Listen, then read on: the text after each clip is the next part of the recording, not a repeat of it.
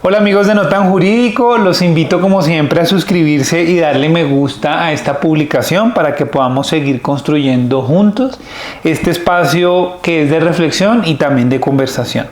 Para los que nos acompañan por primera vez, No Tan Jurídico nace con un propósito claro y es que generemos conversaciones que nos toquen, nos reten y nos acerquen al mundo legal, pero desde perspectivas distintas. Y es un espacio pensado para todos los que de una u otra forma viven alrededor de la actividad jurídica, pero que también buscan abordarla de una forma distinta, de una forma fresca, cercana, sencilla, sin perder nunca, claro, el rigor que exige pensar el derecho. Y este proyecto nace de dos facetas y pasiones que han marcado mi trayectoria, la de la academia, la de profesor convencido de que el derecho se construye desde la crítica, el análisis, la reflexión, y la de litigante que también entiende el derecho como una estrategia, una acción, una defensa en escenarios reales. Y aunque esta voz que los acompaña es la de un litigante, este espacio va mucho más allá del litigio y es un espacio para pensar el derecho en todas sus dimensiones.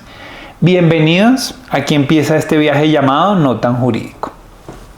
Hoy quiero que pensemos y reflexionemos sobre una palabra que normalmente escuchamos con mucha frecuencia, pero pocas veces nos sentamos a pensar y analizar y a reflexionar qué es lo que realmente significa, y es la palabra liderazgo.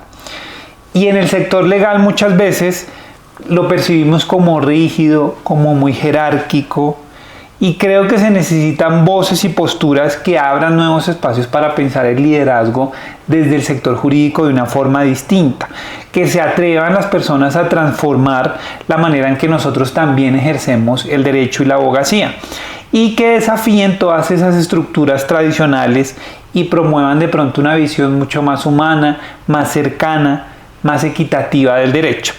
Y hoy vamos a hablar precisamente con Alejandra, que es la editora del libro y directora del curso Liderazgo Estratégico para Mujeres en el Sector Legal, que este libro, como dice Alejandra y lo dicen todas ustedes, es mucho más que un conjunto de capítulos y es una invitación a detenernos, a reflexionar y a inspirarnos con algunas historias reales, o todas las historias creo son reales, porque como también lo dicen ustedes, cada capítulo ha sido escrito desde lo más profundo del corazón de sus autoras y ofrecen herramientas prácticas para navegar el mundo jurídico, las luchas a las que se enfrentan como profesionales, como líderes y muy importante también como seres humanos, y reúnen experiencias de mujeres que por supuesto han triunfado, han esperado, han renunciado, han soñado.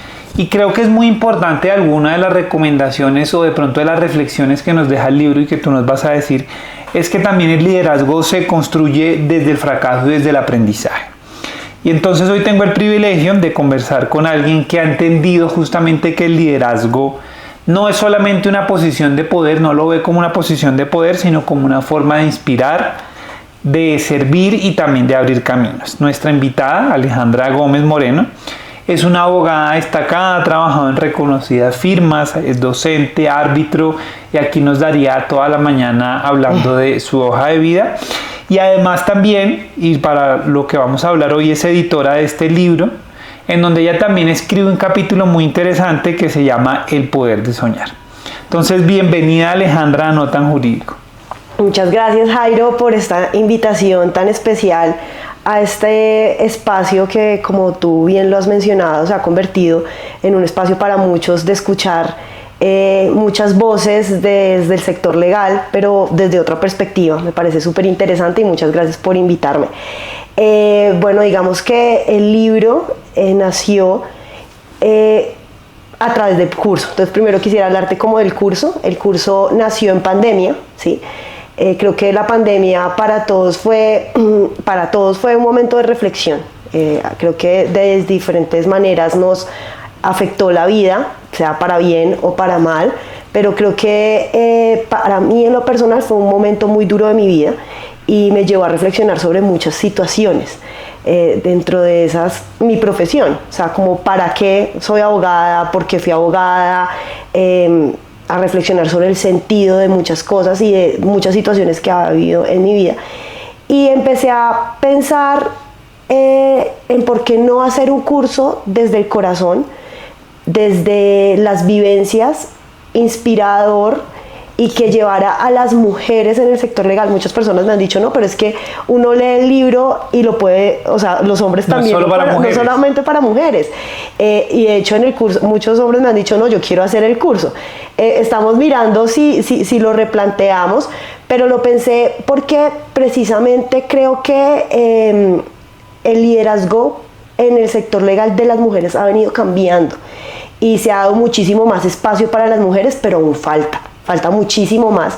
Y creo que temas como el desarrollo personal es muy importante en todas las jerarquías, en todas las instancias de la rama judicial, de una firma de abogados, de una empresa. O sea, la parte legal es fundamental. Entonces, volviendo al tema de por qué nació el curso, estando sentada con muchas preguntas en mi cabeza en pandemia, dije, bueno, voy a hacer un curso, pero pensando en el camino en el sector legal como si fuera no un camino plano, porque hay una imagen que me molesta mucho desde chiquita y es pensar la vida como en ascenso, ¿sí? Como que esa imagen de escalera, de que uno va subiendo y que la vida es solo éxitos, no es real. La vida es un sube y baja de situaciones y lo pensé así. Entonces me imaginé literalmente como una niña cogiendo su morral, yendo como a un camino.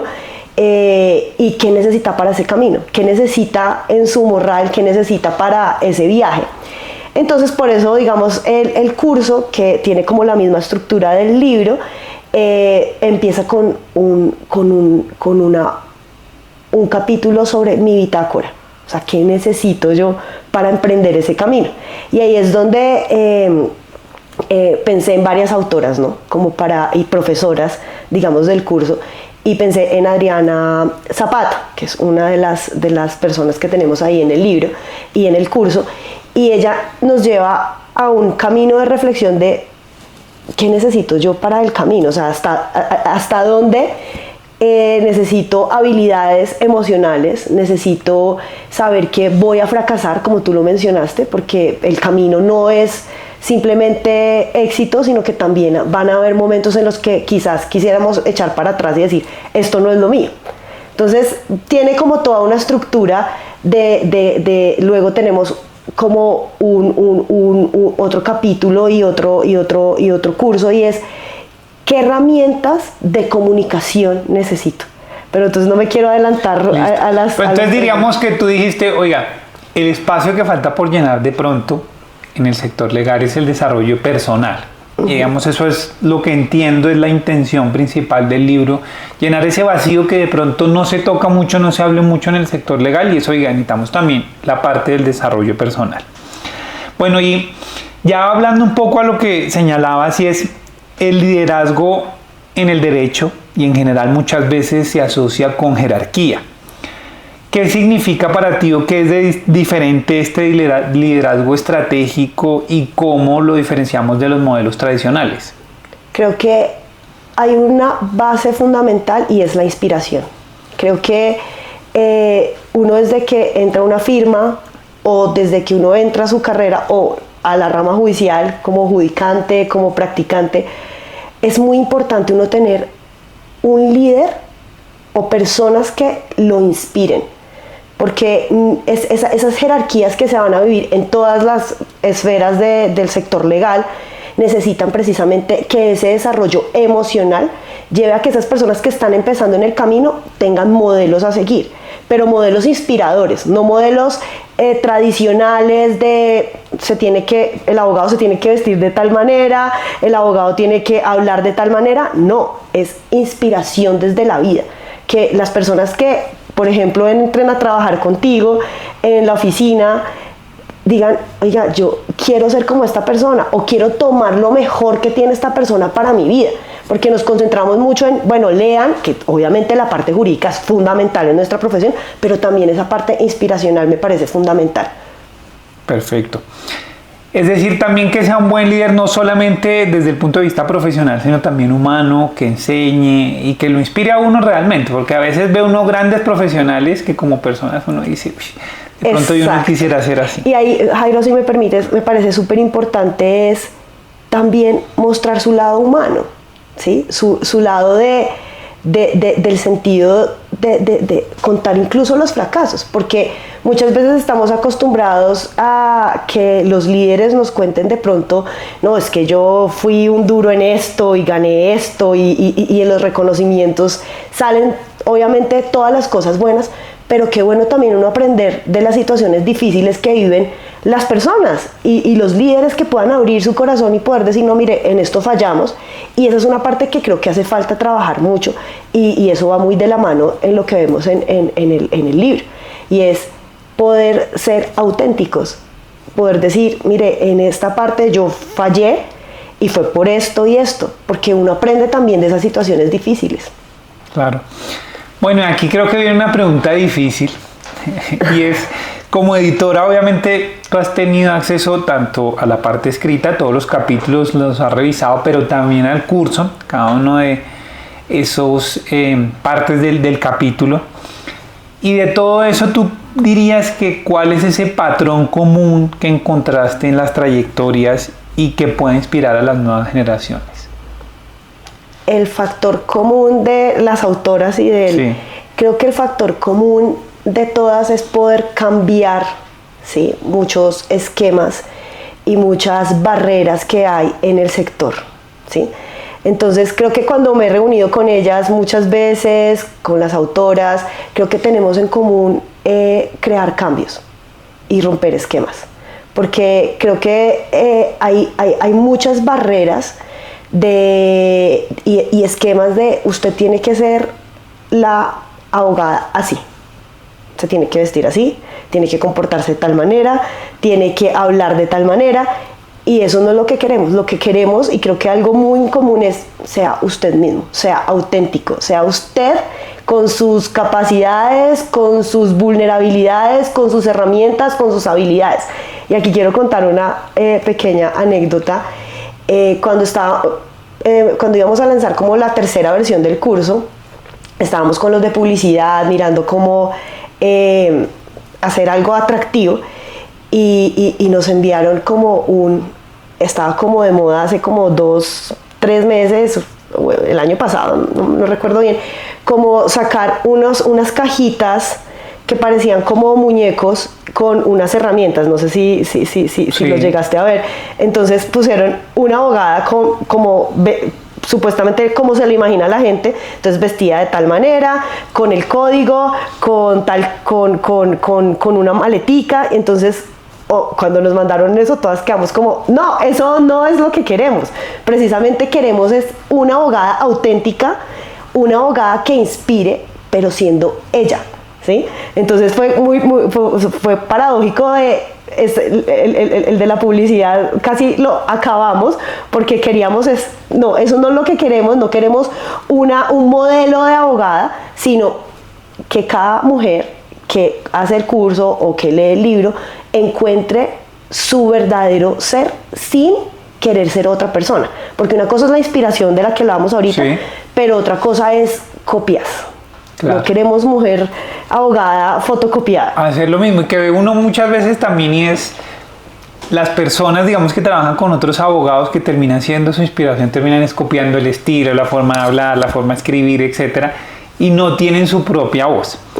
Pero yo creo que eso es un tema, y aquí de pronto pues también le puede pasar a los hombres, creo yo, ¿no? Pero creo que sí hay unas particularidades en el caso de las mujeres. Tú nos has hablado de algunas barreras.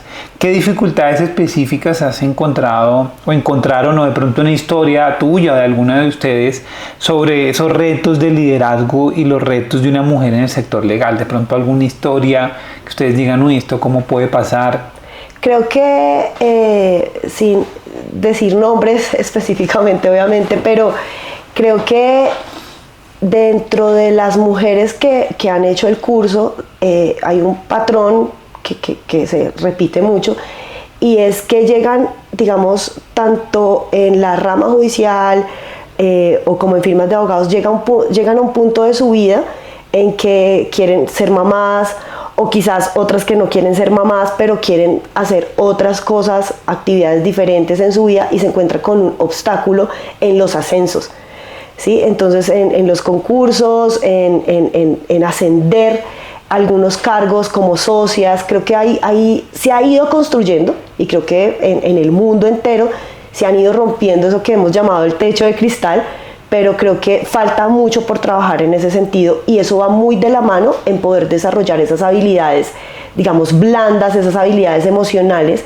no tanto de las mujeres, pero también de los líderes en el sector legal, para que se trabajen, digamos que ya se ha avanzado bastante porque vemos movimientos, acá en Colombia hay varios socios de firmas que se han sumado precisamente a decir, oiga, no, tenemos que acabar con esas barreras y se han hecho muchas cosas, pero falta, el trabajo falta.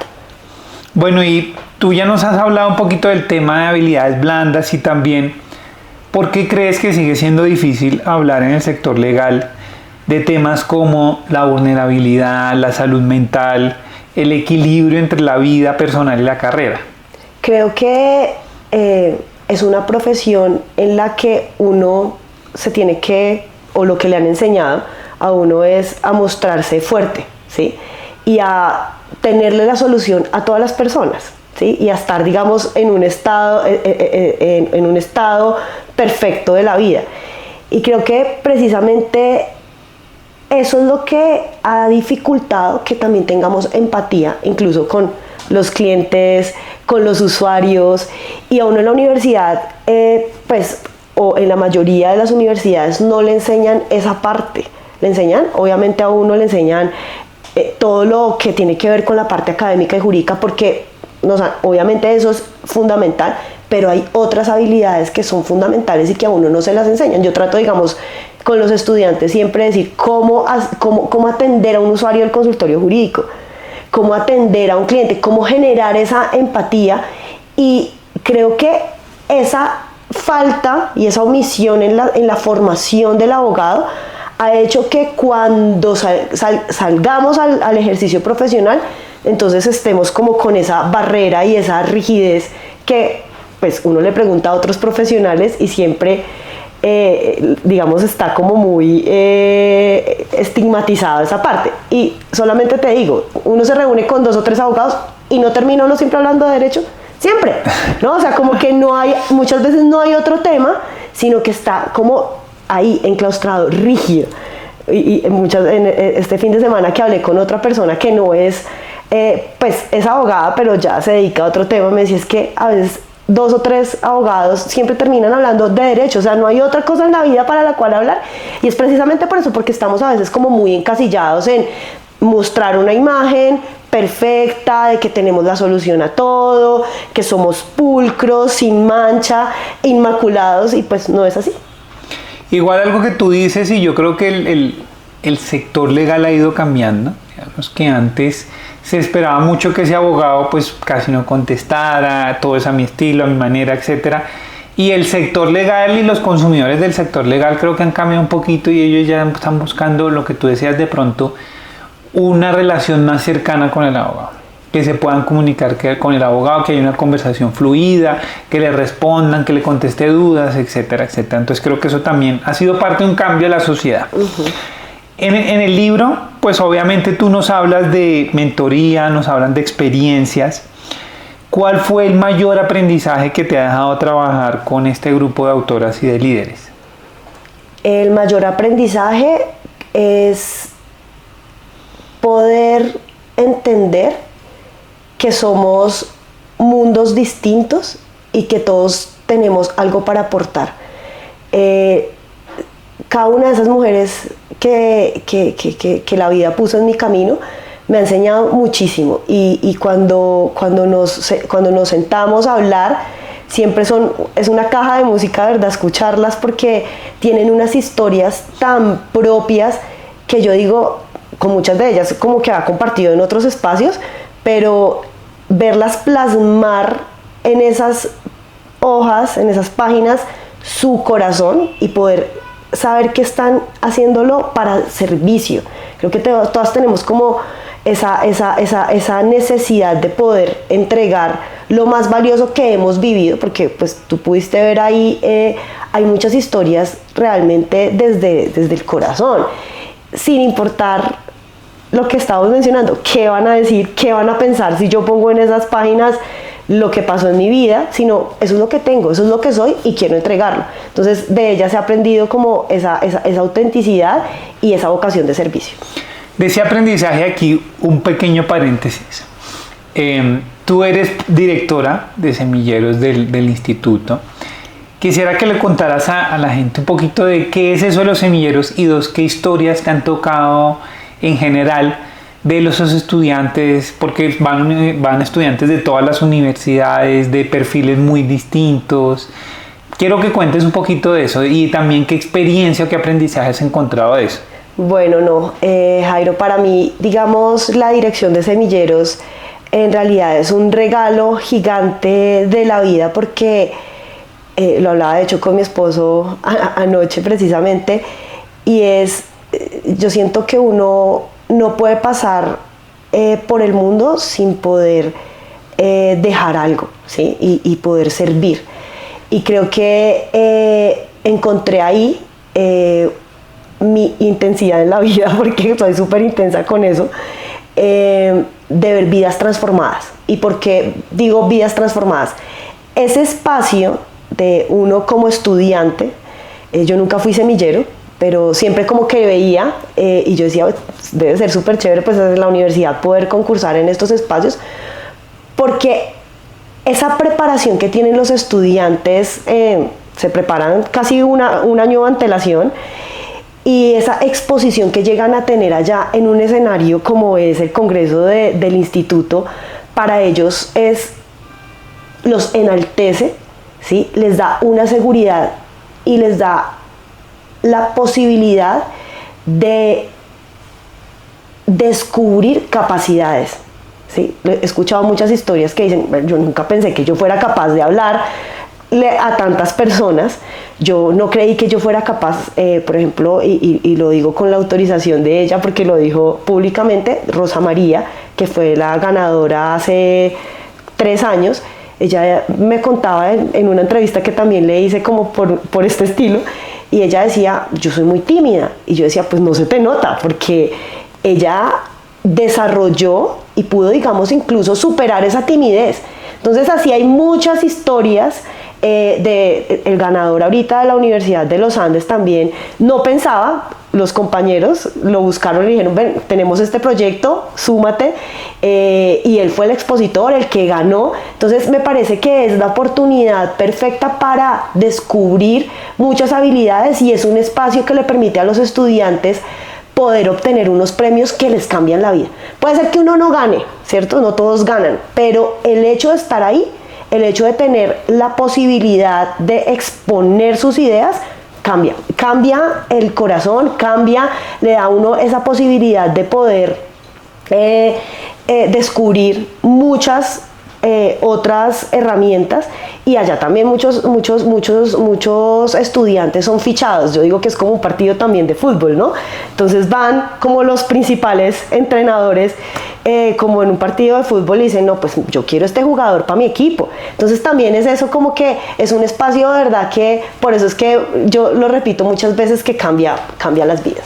Cambia las vidas, y yo creo que varias cosas. La primera de lo que tú decías es, finalmente trabajan en equipo, pero solo se muestra uno, y es entender también que parte del equipo es eso. A veces uno tiene que ceder para que el equipo triunfe, y eso es porque hay un ponente, y entre ellos mismos también muchas veces pues se dan cuenta, oiga, de pronto él tiene más habilidades en X o Y que yo. Dos, se enfrentan a muchísimos retos, les han pasado 1000 historias, 1000 cosas, como el año pasado con uno de esos grupos. Y 3, es una gran experiencia porque de pronto pues viajar con todo el grupo, con todo lo que tienen que hacer, y además se esfuerzan mucho, hacen rifas, hacen una cantidad de cosas para terminar en el Congreso, y terminan historias que, a pesar de la adversidad de lo que pasó el año pasado, por ejemplo, y si nos cuenta un poquito de eso, pues terminan llegando al Congreso y mostrando todo lo que tienen que ofrecerle a la sociedad. A mí me impactó muchísimo esa historia de los estudiantes de la Universidad Tecnológica del Chocó, que obviamente cuando iban en el año pasado camino al Congreso en Bucaramanga, pues tuvieron ese trágico evento en la carretera donde fueron asaltados, el bus incinerado con todas sus pertenencias, y escuchar sus historias fue bastante conmovedor, pero también fue como una señal de esto vale la pena, porque ellos incluso en la carretera dijeron, no, nosotros queremos ir, era lo que tú mencionabas, o sea, a pesar de las adversidades, allá queremos estar, porque nos preparamos todo el año para poder tener esa oportunidad. Y fíjate que me pareció muy interesante lo que hicimos, hablando y conectando un poco con lo que venimos hablando de las habilidades, es que cuando ellos llegaron a Bucaramanga, pues digamos, el instituto, el doctor Ulises, el doctor Jaime Tovar, todo el mundo, digamos, ayudó, firmas de abogados, para poder, digamos, darles a ellos un apoyo para que pudieran estar allá, porque literalmente se quedaron sin nada, o sea, con lo que llevaban puesto. Y cuando yo los vi llegar, yo dije, listo, bueno, lo económico, perfecto, pero ¿y esto? ¿Qué pasa con lo que quedó en la mente y en el corazón de lo que vivieron en el camino? Porque eso, pues, es muy duro. Entonces, con Adriana Zapata, yo le dije al doctor Ulises, necesitamos hacer una sesión con ellos, donde ellos puedan como poder retroalimentarse y poder decir, y llorar y poder expresar todo lo que estaban sintiendo. Hicimos una sesión con ellos espectacular. Me acuerdo mucho una canción de Chucky Town que se llama Condoto, que es como muy triste, digámoslo así. Empezamos con esa canción y terminamos la sesión bailando la canción más chévere, que no me acuerdo ahorita, de Chucky Town, y fue realmente ver cómo en el sector legal necesitamos esos espacios, ¿sí? O sea, estaba bien todo lo que ellos vivieron, pero necesitaban ese espacio de poder liberarse de esas tensiones, porque todos las vivimos, obviamente ellos vivieron esa situación, pero este año los volvimos a tener mucho más animados, y todos se me acercaban y me decían como gracias por el espacio que tuvimos el año pasado, donde pudimos reflexionar y pudimos seguir adelante a pesar de esa adversidad. Y allá estaban con un grupo gigante, y verlos a ellos allá, o sea, me llena de fuerza y de ganas para poder continuar con este proyecto. Bueno, y ya que estamos hablando nuevamente del libro y volviendo al tema, que creo que esto es una gran historia y un gran mensaje lo que deja Los Semilleros, por eso quería aprovecharlo. Muchos de los capítulos, y tú ya nos los hablabas un poco, hablan de resiliencia y también de gratitud. ¿Tú por qué consideras que estas cualidades son importantes, son fundamentales para ejercer liderazgo en nuestro sector específicamente? Bueno, ahí cuando yo escucho esa palabra, resiliencia, siempre viene a mi mente la historia de una abogada que lo ha dicho en público, que se llama Paola Aldana, que es una de las autoras del capítulo. Ella vivió una situación personal bastante complicada en su salud, y eso la llevó a reflexionar precisamente sobre la necesidad de la resiliencia para todas las personas, pero ella lo enfoca en el sector legal. Y el otro tema, la importancia de la gratitud. Nosotros, todas las situaciones que vivimos en la vida, y suena como a frase de cajón o de abuelita, pero son importantes y hacen parte de un rompecabezas perfecto de nuestra vida. Y nosotros tenemos que aprender a poder decir gracias por el pasado, a pesar de las situaciones difíciles, gracias por el presente, para poder cosechar para el futuro. Uno siempre está enfocado en el futuro, y se olvida que es que uno tiene una maleta, y esa maleta viene con uno, y viene con muchas historias, y todas las historias que tenemos que aprender a dar gracias por esas historias, porque precisamente sean buenas, sean difíciles, gracias a esas historias, gracias a esas situaciones, estamos en el hoy. Y la gratitud es fundamental para la vida. Por eso es que, digamos, en muchas partes se habla de esa palabra. Sí, yo creo que además la gratitud, lo que tú dices, uno no está muchas veces en el presente. Uno está arrepintiéndose de lo que hizo o preocupado de lo que va a pasar, y no termina disfrutando el presente. Y parte de agradecer creo que es eso, hacerle a uno que uno pueda reconocer el punto en el que está el presente. Bueno, ya hablando de tu capítulo específicamente, que tú hablas de los sueños, y hablas que los sueños cambian, pero la esencia permanece.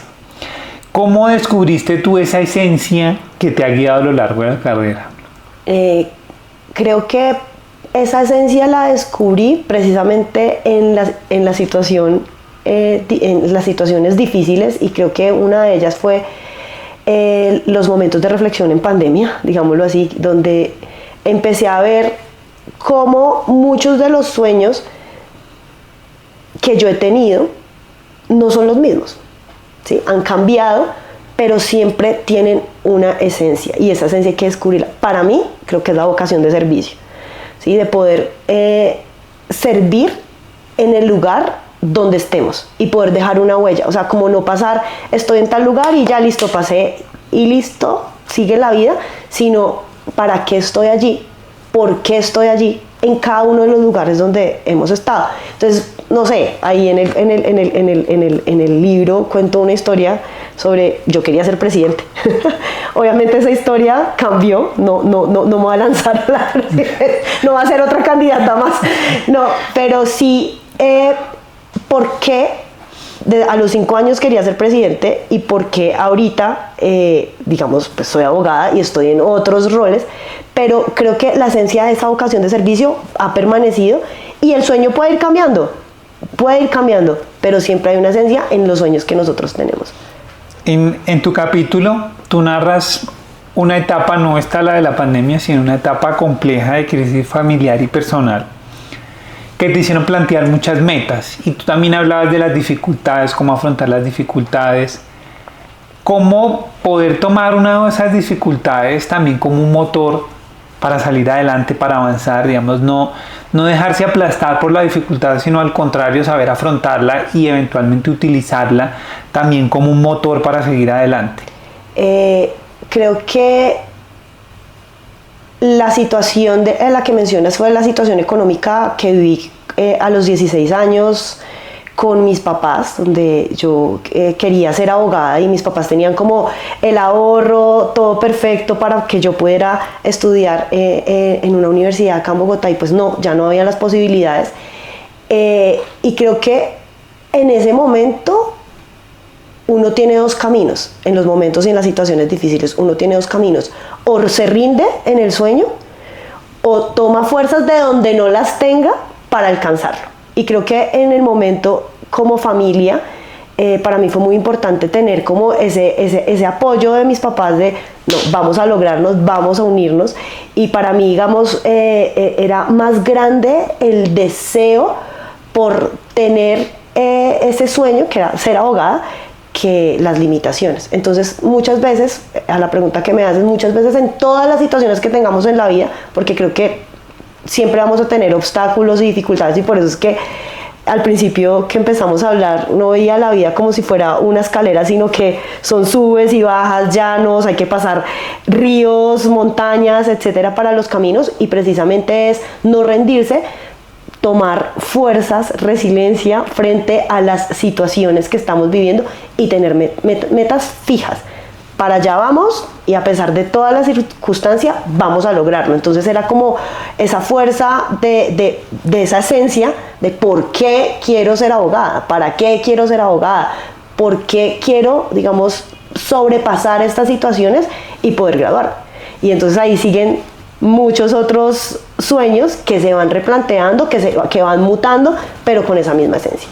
¿Qué es eso de personas y lugares oasis?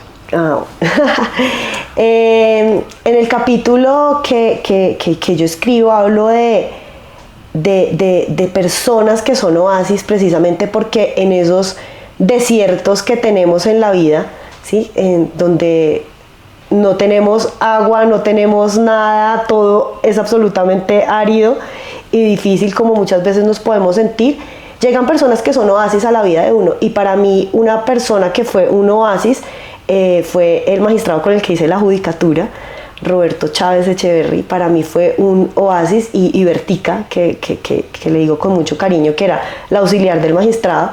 Yo nunca pensé hacer judicatura en la universidad. Yo tenía ya mi tesis, que nunca la terminé porque precisamente decidí hacer judicatura. Y ellos fueron para mí un oasis, y creo que todos hemos tenido personas oasis, porque son esas personas que en medio de las situaciones difíciles llegan a darnos aliento.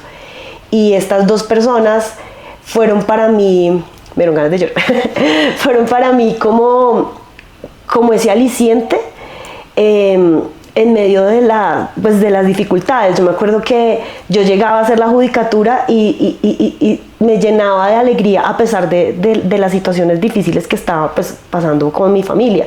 Entonces creo que todos, y yo llevo a las personas a reflexionar en el capítulo de quiénes han sido en nuestras vidas esas personas oasis, porque las hemos tenido, todos hemos tenido una persona en la vida que ha sido ese aliento que necesitamos en los momentos difíciles. Entonces por eso los llamo oasis. Y que son muy importantes, tanto en la vida profesional como en la vida en general. Y lo que tú decías, de pronto a veces uno con dificultades, etcétera, pero llegaban esas personas, pues le hacían de pronto uno olvidar o sentirse respaldado en algún momento.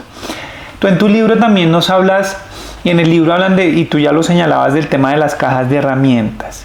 ¿Cómo puede una persona identificar cuáles son sus herramientas y cómo invitas a que las puedan reconocer específicamente? ¿Qué recomendación les darías? Yo creo que cuando uno traza una meta, cuando uno traza un objetivo, tiene que revisar en su entorno con qué cuenta, ¿sí? No pensar en qué voy a conseguir, qué herramientas, sino con qué contamos. Entonces, por ejemplo, si es un estudiante y tiene la oportunidad de aplicar a una beca, aplique a esa beca. Si es un abogado y está empezando, o un recién egresado y está empezando, ¿qué clientes son los potenciales clientes que tiene? No esperar a ver qué me va a traer la vida, ¿sí? Porque son como medios, sino con qué herramientas cuento, qué amigos tengo, qué posibilidades tengo de poder iniciar un nuevo negocio, qué herramientas tengo en el momento a la disposición. Tú nos hablabas ahorita, y en tu capítulo del poder de soñar, de volver a la infancia para reconectar con nuestros sueños, con nuestras metas. Y tú ya no lo hablabas, ¿qué le dirías a esa Alejandra que soñaba con ser presidente? Bueno, yo le diría a esa Alejandra que ha sido muy valiente, que me siento orgullosa de ella, porque ha conservado ese deseo por servir y ese deseo por no pasar la vida sin poder dejar una huella buena en los demás. Para mí el tema de los semilleros ha sido parte de esto, de poder dejar y crear oportunidades para las personas, y creo que esa era como esa esencia, porque yo recuerdo que chiquita siempre decía, no, es que hay que ayudar a las personas, es que hay que poder abrir caminos, y pues yo quiero ser presidente, entonces quiero modificar esto, poder ayudar, y creo que desde el rol en el que estoy, lo he podido hacer. Entonces pues eso le diría a esa Alejandra, que pues que ya obviamente su sueño cambió bastante, pero que la felicito porque ha sido muy valiente a pesar de todas las dificultades. Bueno, ¿y qué mensaje dejarías de todo el libro a esa mujer que está iniciando su carrera en el derecho? ¿Cuál sería ese mensaje? El mensaje más importante, creo que es, sin que esté obviamente escrito tal cual en cada capítulo, es: sea cada una quien es. No se adecue o no quiera ser otra persona, sino que, y siempre digamos, yo hago algo que pues también podrá sonar a frase de cajón, pero es verse las huellas. Y es como, no hay otra como cada una de ustedes que estén escuchando, o ustedes también los hombres, no hay otro igualito, ustedes son únicos e irrepetibles. Creo que cuando uno abraza quien uno es, todo lo puede lograr. O sea, porque cuando uno está seguro de lo que uno es, con sus vulnerabilidades, con sus momentos no tan buenos, con sus dificultades, pero abrazarse, o sea, uno decir, es que yo soy único e irrepetible, no hay ningún otro como yo, Creo que eso le da a uno una fuerza y una seguridad para poder lograr ese objetivo. Cuando uno sabe que uno es único y que tiene un propósito único, tú y yo tenemos propósitos totalmente distintos en la vida. Entonces tu propósito solamente lo puedes lograr tú, mi propósito solamente lo puedo lograr yo. Yo no puedo calcar o copiar otro propósito, porque ahí es donde uno se pierde. Entonces ese creo que es un mensaje que quisiera dejarles. Bueno, y ya para terminar, ¿hay algo que alguna vez dijiste y hoy preferirías no haberlo dicho? ¿O algo que nunca de pronto le dijiste a alguien y quisieras haberlo hecho? ¿Qué sería? Algo, creo que no, muchas veces como arrepentirme de cosas que han pasado. Tú lo mencionabas ahorita, uno siempre está pensando, uy, no, es que no debía haber hecho esto, no debía haber hecho lo otro. A veces uno se da muy duro y por eso vuelvo a una parte del curso, y es el poder de la reconstrucción. Y es, creo que me arrepiento de en muchas ocasiones haber sido tan dura conmigo, ¿sí? Porque pues uno a veces es muy duro, muy exigente con uno, y pues hay cosas que suceden en la vida de uno porque tienen que suceder, porque hacen parte del pasado y ya. No darse tanto palo como con las situaciones que han pasado. Creo que de eso sí me arrepiento, de haber sido tan dura conmigo. Bueno, muchas gracias, Alejandra. Bueno, Jairo, muchas gracias por este espacio. La verdad es que me alegra mucho que pudiéramos compartir acá en este podcast tan famoso. y bueno, pues espero que haya quedado un buen mensaje para todos. Seguro que sí, y muchas gracias a ustedes. Nos vemos en el siguiente episodio de este viaje llamado No Tan Jurídico.